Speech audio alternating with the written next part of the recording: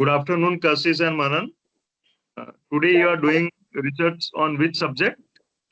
So we are doing the research on the tax amendments relating to the buyback of the shares, which our finance minister announced during the union budget.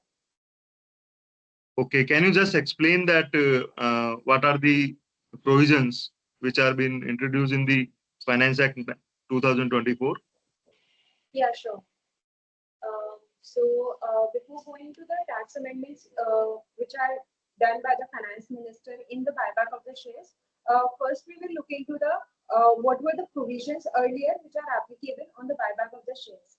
So पहले जब company buyback करती थी shares का, so उसपे as per section 115 QA of the income tax में company जो है उसको बायबैक ऑफ शेयर्स पे जितना उसे अमाउंट होता था उसको टैक्स पे करना पड़ता था at the rate of 23.296% distributed income. Now question arises, what is distributed income?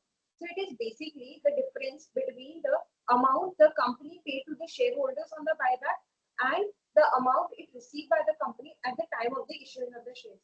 So उनमें जो डिफरेंस होता था उस पे कंपनी को टैक्स पे करना पड़ता था at the rate of 23.296%.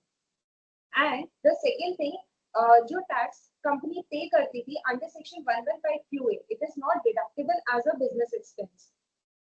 Along with the liability to pay tax, the companies has having the liability to deduct the TDS at the rate of 10% if the aggregate payment exceeds 5,000 in a year under section 194.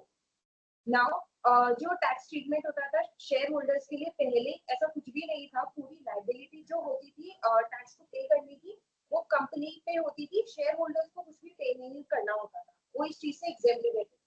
But अब जो नया bill आया है उसके according share holders पे भी liability आ गई है और कंपनी की साइड से लाइबिलिटी कम हो चुकी है टू पे द टैक्स. नाउ कंपनी को सिर्फ और सिर्फ टीडीएस कट करना है at the rate of 10% under section 194. जैसे कंपनी अंडर सेक्शन 115 QA के अंदर टैक्स डिडक्ट करती थी, नाउ वो लाइबिलिटी शिफ्ट हो चुकी है टू द शेयर होल्डर. जो कंपनी पेमेंट कर रही है शेयर होल्डर्स को अगेंस्ट द बायबैक, वो अमाउंट अब ट्रीट होगा as a dividend under section 2 subsection 22 sub clause F के अंदर. तो बेसिकली पहले जैसे कि जो शेयर होल्डर्स को डिविडेंड मिलता था कंपनी से, उसका जो टैक्स क्या होता था वो अदर इनकम के अंदर स्लैब रेट के अकॉर्डिंग टैक्स लगता था उस पे.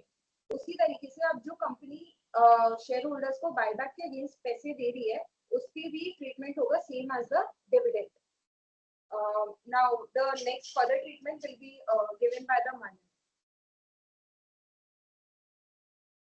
अब इसके बाद जब बात आती है कैपिटल लॉस की, तो जब भी कंपनी शेयर बायबैक करती है तो शेयर होल्डर को कैपिटल लॉस होता है क्योंकि उसके शेयर एग्जिस्टेंस में नहीं रहते थे. तो इसमें क्या होता है कि जो भी अपने जो बायबैक का अमाउंट जो अपन को रिसीव हुआ वो अपन निल मान लेते हैं और जितनी भी उसकी कॉस्ट ऑफ एक्विजिशन थी वो कैपिटल लॉस की तरह ट्रीट हो जाती है. फिर इसमें जितना भी लॉस था वो अपन आगे कैरी फॉरवर्ड कर सकते हैं.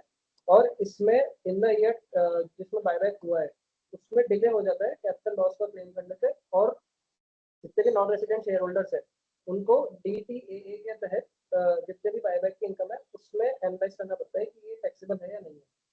इसके लिए अपने पास एक एग्जांपल भी है.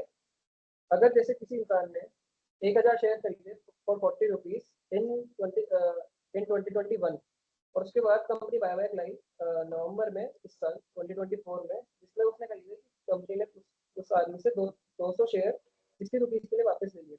जिसमें इसमें और इसके बाद हुआ क्या कि प्रणव ने या किसी इंसान ने 2024 में दिसंबर में जो बाकी के शेयर बचे थे उसमें से 300 शेयर बेच दिए फॉर ₹70. तो इसमें हुआ क्या कि उसकी जो ओरिजिनल कॉस्ट ऑफ एक्विजिशन थी वो थी 40 रुपीज पर शेयर. तो वो तो उसकी कैपिटल लॉस ट्रीट कर दी जाएगी फॉर 200 शेयर. और जो 200 शेयर थे बाकी के बचे हुए उसकी इनकम एज डिविडेंड ट्रीट कर दी जाएगी for 60 rupees which is 12,000 rupees.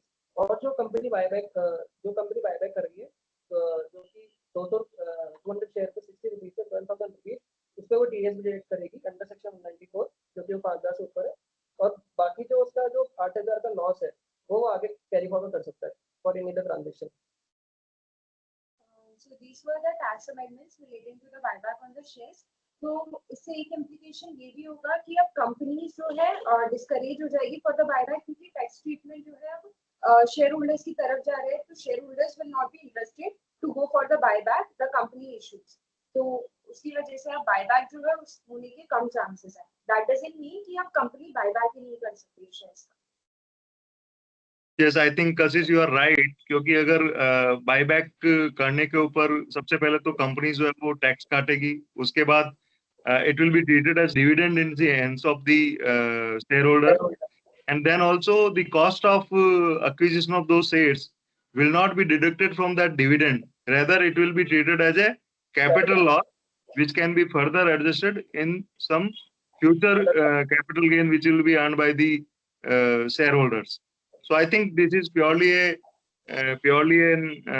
introduction of amendment, purely an amendment where there will be discourage to the buyback of shares by the companies. Yes, sir. Thank you. Thank you.